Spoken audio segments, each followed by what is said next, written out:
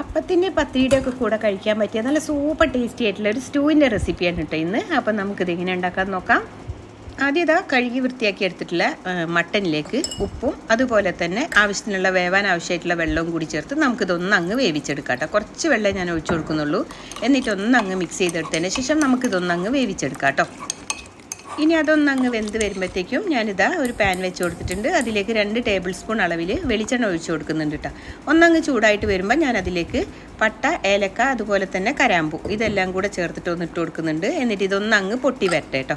ഇതങ്ങ് പൊട്ടി വരുമ്പോൾ നമുക്കിതിലേക്ക് ഇഞ്ചി വെളുത്തുള്ളി പേസ്റ്റും കൂടി ചേർത്ത് കൊടുക്കാം. പേസ്റ്റായാലും ചതച്ചതായാലും കുഴപ്പമില്ല കേട്ടോ. എന്നിട്ട് അതിൻ്റെ ആ റോസ്മെൽ ഒന്നങ്ങ് മാറി വരുമ്പോൾ നമ്മളിതിലേക്ക് പച്ചമുളക് ചേർത്ത് കൊടുക്കുന്നുണ്ട്. വേറെ മസാലപ്പൊടികളൊന്നും ആഡ് ചെയ്യാത്തതുകൊണ്ട് തന്നെ പച്ചമുളക് ഞാനിതിൽ അത്യാവശ്യം ഒരു 3-4 എണ്ണം ചേർത്ത് കൊടുക്കുന്നുണ്ട് കേട്ടോ. ഇനി നമുക്ക് ചേർത്ത് എടുക്കേണ്ടത് സവാളയാണ്. സവാള നന്നായിട്ട് പൊടിയായിട്ട് അരിഞ്ഞെടുത്തിട്ടുള്ള സവാള വേണം ചേർത്ത് കൊടുക്കാനായിട്ട്.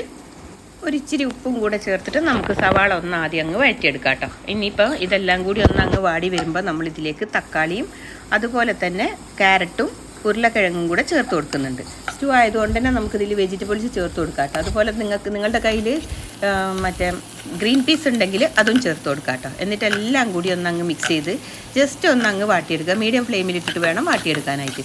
അതൊന്നങ്ങ് വാടി വരുമ്പോൾ നമ്മളതിലേക്ക് മല്ലിപ്പൊടിയാണ് ചേർത്ത് കൊടുക്കുന്നത്. വേറെ പൊടികളൊന്നും നമ്മൾ ആഡ് ചെയ്യുന്നില്ല. അപ്പോൾ പച്ചമുളകും കുരുമുളകും മാത്രമാണ് സ്റ്റൂവിൽ സാധാരണയായിട്ട് ചേർത്ത് കൊടുക്കുക. ഇനിയിപ്പോൾ ഇതെല്ലാം കൂടി അങ്ങ് മിക്സ് ആയതിന് ശേഷം ഞാനിതിലേക്ക് 2ാം പാൽ ഒഴിച്ചു കൊടുക്കുന്നുണ്ട് കേട്ടോ. തേങ്ങാപ്പാൽ ഞാൻ പിഴിഞ്ഞെടുത്താണ്, അതിൻ്റെ കട്ടി കുറഞ്ഞ പാലാണ് ഒഴിച്ചു കൊടുക്കുന്നത്. എന്നിട്ട് നമുക്കിതിനെ ഒന്ന് അങ്ങ് അടച്ച് വെച്ചിട്ട് ഇതെല്ലാം കൂടി ഒന്നൊന്ന് 1/4 ഭാഗം വെന്ത് വരുന്നവരെ ഒന്ന് അടച്ച് വെച്ച് കൊടുക്കാം. എന്നിട്ട് ഇതേ ഞാൻ വെന്ത് വന്നപ്പോൾ അതിലേക്ക് മട്ടൻ വേവിച്ചതും കൂടി ചേർത്ത് കൊടുക്കുന്നുണ്ട് കേട്ടോ. ഇനി വീണ്ടും അടച്ച് വെച്ച് കൊടുക്കുക. എന്നിട്ട് മട്ടനും വെജിറ്റബിൾസും ഒക്കെ ഒന്നങ്ങ് വെന്ത് വരുന്നവരെ നമുക്കിതൊന്നങ്ങ് അടച്ച് വെച്ച് കൊടുക്കുക. അത്യാവശ്യം നന്നായിട്ട് തന്നെ ഒന്നങ്ങ് വെന്ത് വരുമ്പോൾ നമ്മളിതിലേക്ക് കട്ടിയുള്ള പാലും കൂടി ചേർത്ത് കൊടുക്കുക കേട്ടോ. അത് നല്ല കട്ടിയുള്ള പാല് വേണം. അത് ചേർത്ത് കൊടുത്തതിന് ശേഷം നമ്മൾ ഫ്ലെയിം ഓഫാക്കി കൊടുക്കുക. തിളപ്പിച്ചെടുക്കുകയൊന്നും വേണ്ട. ജസ്റ്റ് ഒന്നങ്ങ് തിള വരുമ്പോൾ നമുക്ക് ഫ്ലെയിം ഓഫ് ചെയ്യാം കേട്ടോ. ഇനി നമുക്കിതിലേക്ക് കുറച്ച് മല്ലിയിലയും അതുപോലെ തന്നെ കുറച്ച് കുരുമുളകിൻ്റെ പൊടിയും കൂടെ ചേർത്ത് കൊടുത്താൽ സംഭവം സെറ്റായി. നല്ല സൂപ്പർ ടേസ്റ്റാണ്. ഇത് അപ്പത്തിൻ്റെ കൂടെയും പത്തിരിയുടെ കൂടെ, നൈസ് പത്തിരിയുടെ കൂടെയൊക്കെ നല്ല അടിപൊളി ടേസ്റ്റാണ്. പൊറോട്ടയുടെ കൂടെയൊക്കെ അതെ കേട്ടോ. അപ്പോൾ എല്ലാവരും ട്രൈ ചെയ്ത് നോക്കുക. വീഡിയോ ഇഷ്ടമായിട്ടുണ്ടെങ്കിൽ ലൈക്ക് ചെയ്യാനും ചാനൽ സപ്പോർട്ട് ചെയ്യാനും മറന്നു പോയത്. പുതിയ വീഡിയോയുമായി നമുക്ക് പെട്ടെന്ന് കാണാം. Thank you for watching.